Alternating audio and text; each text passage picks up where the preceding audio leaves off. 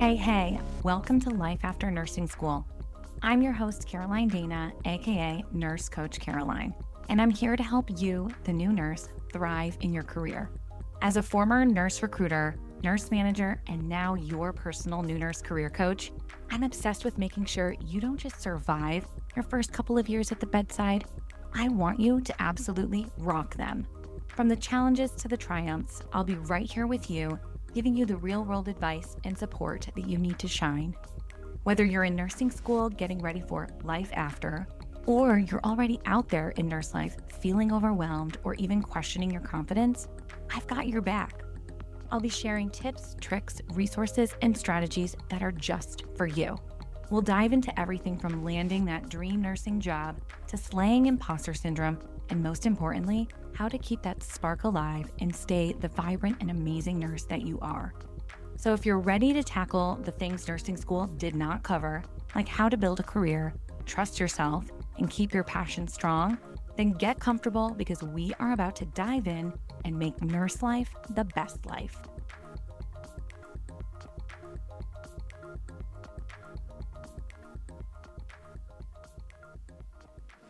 So, pumpkin spice is officially out. My kids are back in school. Clinical is starting for me soon, and summer is over. Can you believe we only have a few months left until 2026? I know I sound very dramatic, but it's true. This time of year always feels like such a shift. Summer has that relaxed, almost laissez-faire vibe, and then suddenly it's fall. And let's be real, fall is the calm before the storm because the holidays come fast and they're always wild. Some of you listening are back to school for another semester of nursing, while others might be starting their very first nursing job. Or maybe you're in the middle of it all. Either way, this season is all about transition, which is why today I wanted to share a few practices and strategies to help us make the most of pumpkin spice season. But first, let me give you a shameless little nudge. If you haven't rated and reviewed the show yet, please take a quick second to do that. I know you're probably driving right now or working through your own to-do list, but it takes less than 30 seconds and you don't even have to leave a comment. Let me tell you a story. Before I had my own podcast, I listened to thousands of episodes and was a super loyal listener to other shows, right? But I never left a review or even a rating. Then I started my own show and realized how much it actually means to get a review or a rating. Now, of course, now that I know better,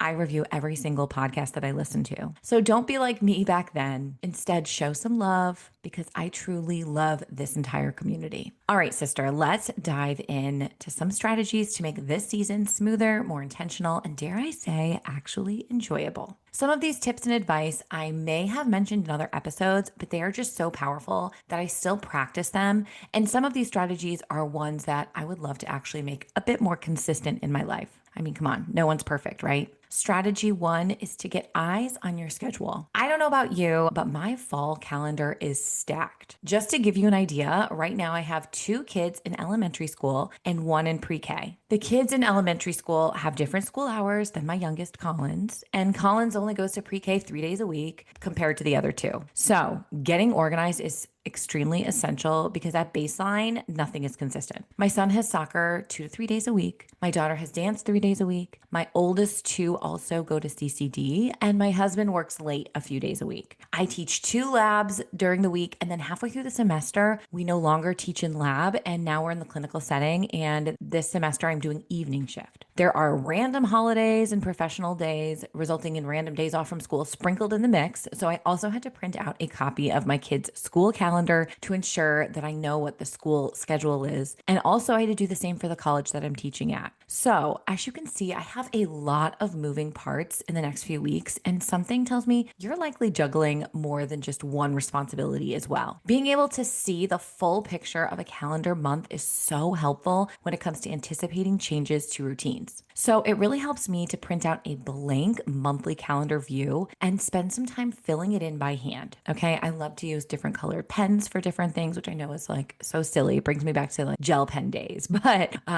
even though I have a digital calendar that I share with my husband, okay, we share a Google Calendar, I'm just like a very visual person. And there's just something about me spending some time with the blank monthly view, filling everything in that just helps me understand what to anticipate for the month ahead. Now, I also also break this down into a weekly view as well. So every Sunday, I have a blank weekly calendar just printed on a piece of paper. I have a stack of them and I fill in what that week looks like. Okay. So I'm adding in appointments, practices, work commitments, and even some of my wellness activities like running or working out or downtime or whatever that looks like. If it's not in the calendar, it won't happen. Okay. So I make sure it's all there. I've gotten to the point where I also fill in what I plan to make for dinner most nights so that I can anticipate the meal plan and meal prep ahead of time and I'm not scrambling. I also find this is the best way that I use the produce that I buy. Otherwise, it just sits in the fridge and then rots and then I just throw it out. So, of course, for me, like getting on top of my calendar and really seeing it from a like visual standpoint has helped me so much. Moving to strategy 2, which is to create a weekly reset day. And I know I have mentioned that I love a good Sunday reset.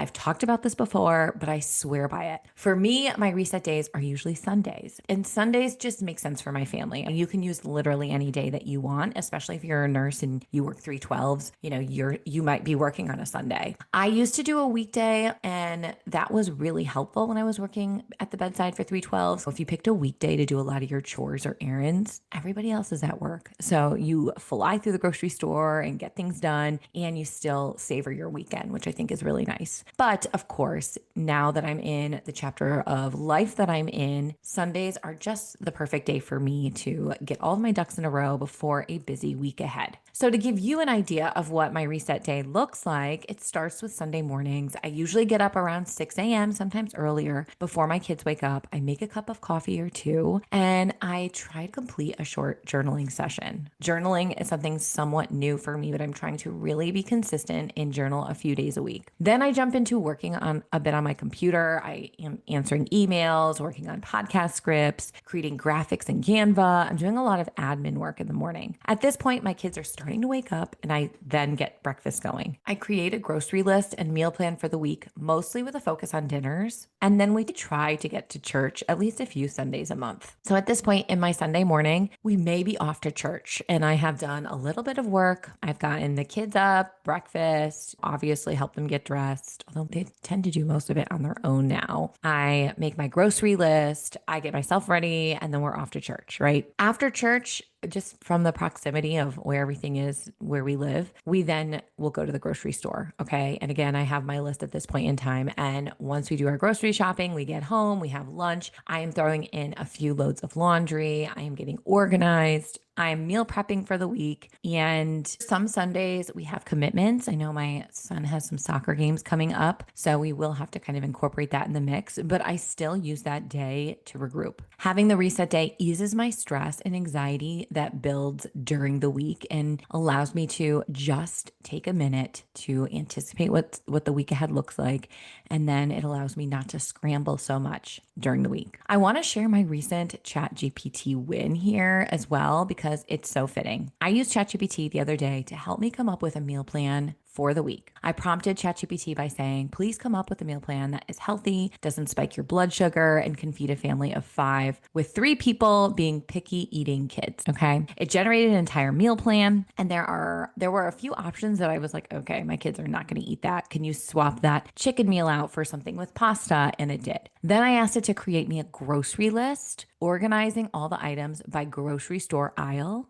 And this made shopping so much easier. I also asked it to create a prep plan for me so I could prepare as much as possible. So this past Sunday, I spent 2 hours. I know it's a long time, but chopping veggies, making pasta, slicing chicken breast, all to make the meals during the week easier to cook and quicker to cook. I'm really excited about using ChatGPT to help prompt future meals and make meal prepping easier, because my biggest struggle has always been just coming up with the plan. So if ChatGPT can come up with the plan for me, I am happy to then go and execute it. So you can obviously have this, you can use ChatGPT to your advantage. And you could say, whatever your diet restrictions are or whatever you're looking to get out of a meal plan, you can literally put into ChatGPT. And the fact that it made an entire grocery shopping list that was organized. So I'm not going to produce, then all the way over to bread, then back to produce. And then, oops, I forgot this in whatever aisle. It was so convenient. It made my shopping so much quicker and allowed me to stay in one part of the store getting a bunch of items. And then before I move on to the next part of the store. And it sounds silly, but when you are going shopping with 3 children in a grocery store, you want to be in and out as quick as possible. I also recently heard on a podcast episode that I was listening to, they had a fitness guru on there, and she was explaining that the key to healthy eating is actually prepping snacks ahead of time rather than meals. And I thought that was really interesting, and it makes sense. As nurses, meals can usually be managed with a salad bar or healthy option in the cafeteria, right? I do feel like there is, for the most part, some designated spots in the cafeteria where okay, there's healthy food. I can just go down and grab a salad. But honestly, it's the snacks, okay, that really get you. So the moment when you're starving between patients, that's what trips us up, okay? So having hard-boiled eggs, cut fruit, yogurt ready, or whatever in your lunch bag will save you from eating the donuts in the break room or running down to the cafe and getting a bag of chips or hitting up the, vending machine in your waiting room area. I know there was one in the ER that I worked at that everyone probably spent a good portion of their paycheck on. So sometimes I think it's those moments where we need a snack versus a meal that we're not actually prepared for. I also want to mention, just while we're talking about being prepared with our food and planning our food or meals for the week, I also want to mention my husband and I have loved Factor 75 meals. We have eaten Factor meals on and off over the last couple of years. And I swear these meals don't taste like microwave meals, and they're actually delicious. And it's probably because they're fresh, they're never frozen, and they're dietitian approved, and they're literally ready in minutes. They're packed with protein, balanced macros. They have a lot of flavor without any hassle in the kitchen. They have a variety of meal kits that you could choose from any kind of diet. Like they have low calorie, they have GLP-1 diets, they have keto, high protein, low carb. Honestly, you name it, they have an option for a meal kit. And I've never used Factor 75 to like lose weight per se, but I'm always trying to eat a more balanced diet with real whole foods. And I wish Factor was around when I was working long hours at the bedside. Or maybe it was, I just didn't know about it. But it's just such an easy way to pack a healthy meal. And sometimes me and my husband will get just a meal kit and we'll have a bunch of meals in the fridge that we can just grab and go if, we're working late or the kids are eating maybe chicken nuggets for dinner and we don't want to whip up an entire meal for me and him. We'll just grab one of those. So I'm not like affiliated with them or anything. I will put just a regular like referral link in the show notes if you're interested in checking it out. Of course, you have to do what makes the most sense for you, and zero pressure to try Factor 75. We've just loved it. Okay, so moving on to the next strategy here. And this is to end your day with a 15-minute pickup and mise en place. Okay, this is a French practice. Now, I know I've talked about this on the show before, and some nights I'm great at this and other nights I'm not. But this is such a great strategy to basically end each day without letting the chaos from the day start to infiltrate your entire living space and trickle over to the next day. And again, I need to get better at this myself. But one of my best friends from college, okay, her name's also Caroline. She's listening to this. Love you, boo. She shared this practice with me that her and her husband set a 15-minute timer after dinner, and they use it to just pick up the house. And it sounds funny. You're like, 15 minutes to pick up the house? But actually, it's amazing how tidy you can get in a short amount of time. And of course, we're not talking deep clean here. We're just talking about getting organized, putting things back to where it belongs, erasing the chaos from the day. So just think about it. I mean, it really makes sense. Isn't it so nice to wake up, make a cup of coffee in a kitchen that's clean? Isn't it nice to start a day that is fresh and it feels almost like a clean slate rather than continue on with the chaos from the day before? In my house, if everyone is home, which most of the time all 5 of us are home after dinner, I try to divvy up rooms to pick up. Usually I take the kitchen and the kitchen island. My son usually wants the living room. My oldest takes the kitchen table. My youngest usually does the mudroom. And then my husband sort of helps out everywhere and like does a little bit of every area. Many times, my husband also will be like unpacking backpacks and lunch boxes at this time and laying things out and getting things ready for the next day. And after 15 minutes, like the sink's usually clean and empty. messy. There's no dirty dishes. Counters are wiped down. The clutter is somewhat gone. And at this point, we transition to the French practice called mise en place. This practice is just setting yourself up for the next day. And I think for nurses, it will look something like getting your scrubs laid out, like what you're going to wear the next day, putting that out, packing your work bag. Like I'm always double checking my work bag to make sure I have my badge in there, my stethoscope, all of my things. And usually it sits in there, but sometimes things get misplaced, right? Sometimes it also might mean putting your coffee cup, maybe sitting under your coffee machine, packing your lunch for the next day. And it really only needs to be a few minutes. But again, getting up and having things laid out and ready to go is just going to set you up for success. And this fall, I really want to lean into this, especially with my kids. I would love to get their lunches packed the night before school, have them develop the habit of laying clothes out for themselves the night before so that mornings go much smoother and we're not like flying by the seat of our pants. Okay. I think the reason this quick and simple practice is so effective is because of two things. It allows for a quicker and easier transition into your day the next morning, as well as combats decision fatigue. Getting out the door is much smoother when we have everything ready to go, our bags packed, our coffee's ready, etc. And man, does the day start better when we aren't rushing out the door, sloppy, angry, messy, disheveled. And from like a decision fatigue standpoint, it is believed that we only have the capacity to make so many decisions in one day. So if we are able to make a couple minor decisions the night before to eliminate them from our morning the next day, then we are conserving decision capacity for bigger things tomorrow. Making decisions like what to wear, packing our work bag the night before, even planning our snacks and food for the next day are decisions that we can make at the end of a long day because they're minor. They don't take a ton of thought or effort. However, not having to make even those minor decisions in the morning allows us to save and conserve that energy for more major decisions that we will encounter later in the day. Okay, so we talked about completing a nightly 15-minute pickup, followed by the practice of mise en place. Now, here is the fun part. If you are an old lady at heart, like me, it's time for strategy 4, which is to build your wind down routine. As I've mentioned on this podcast probably a bajillion times, I listen to Jenna Kutcher's business podcast, and she has an episode where she shares her wind down routine. And oh my gosh, she literally next level. She shares detail by detail of what she does. And it includes like putting on ambient lighting and closing her blackout curtains and lighting incense. And she turns down her own bed, like a turn down service in a hotel. She has like some fancy mattress that has like a cooling system that she turns on. And then she jumps into her skincare routine and everything after that. She does like red light therapy. I mean, she does it all. Of course, this is a very extreme example of a wind down routine, but man, I would love to be at that level someday. And you guys will know I've made it in life when I'm sharing a super bougie wind down routine. Okay. But at this moment in my life, that is unfortunately not the level I'm at. And my wind down routine is much more simple. I would love to definitely become more consistent in my wind down routine or bedtime routine, if you will, because I really do believe sleep is responsible for so much of our well-being. Currently, my wind down routine, first of all, takes place after I get my kids to bed, which in itself is a feat, okay? But it consists of obviously changing into pajamas, washing my face, which isn't always consistent, brushing and flossing my teeth. I'm usually wrapping my hair in heatless curls just so the next day I don't have to style it, and then getting into bed. One thing I started doing in January of this year, which I am obsessed with, is not sleeping with my phone near my bed. I actually leave it in the master bathroom when I'm done in the bathroom for the night, and it has been the best thing ever. And I think it's been so much more powerful than I thought because it stopped me delaying my actual bedtime by doom scrolling, and it stopped me from waking up in the middle of the night.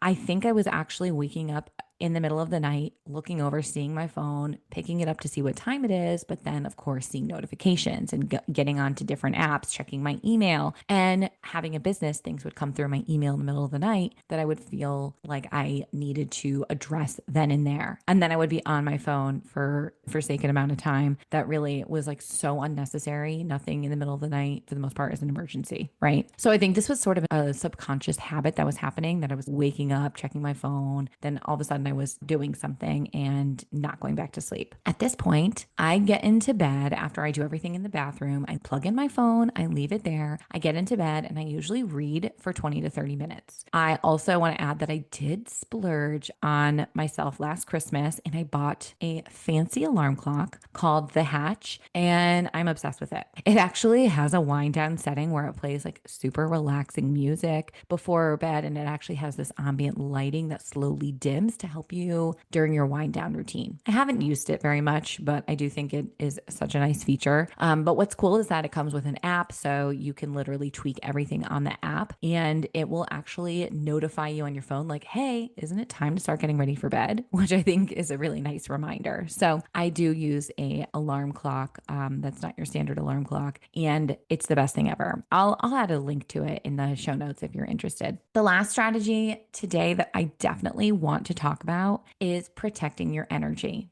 And this strategy might actually be the most important one. So what I want you to do is to pay attention to how you feel after interacting with people, working on tasks, even partaking in social media. Some things energize you while other things drain you. Protecting your peace is essential, especially during this busy season. You cannot pour from an empty cup, okay? And I think we hear that all the time, but I don't think we realize that our energy is constantly moving up or down throughout the day, and we don't want it to completely drain, especially, back to back days. So I want you to understand that everything that can affect your energy, for better or worse, friends, family, social media, movies, books, exercise, therapy, certain foods, literally everything. You may find that going on a run leaves you feeling so drained, but a strength workout energizes you for the rest of the day. Or maybe a workout in the morning energizes you, yet a workout in the afternoon is draining. You may find that coworker Sarah drains you after 12 hours, but coworker Riley makes you feel like you could work with her all day long, every single day. And yes, I use the name Riley because she's real and my literal best friend that I met in the ER, and could, again, work with her every single day, probably for the rest of my life, and be happy. You may find energy drinks cause you to ultimately crash and feel depleted, where adequately hydrating with a little bit of movement, like a lap around the unit in the middle of the night, proves to be a long-lasting, stable energy supplier for you. You may find that your nursing student peer, Amanda, is exhausting to be around and causes your stress levels to increase. Therefore, you know that you need to take space from her before any upcoming exams. I want to share a personal example with you, and I know it's going to be controversial, so please don't come for me. But when I became a mother almost 9 years ago now, which is crazy to say, I remember battling postpartum anxiety and possibly postpartum depression, but I didn't really understand that's what it was when I was experiencing it. But I can confidently say that my mental health was on the struggle bus during my postpartum chapter of my life. I remember I was sitting in the condo that me and my husband were living in at the time, and I was holding my baby girl Kennedy,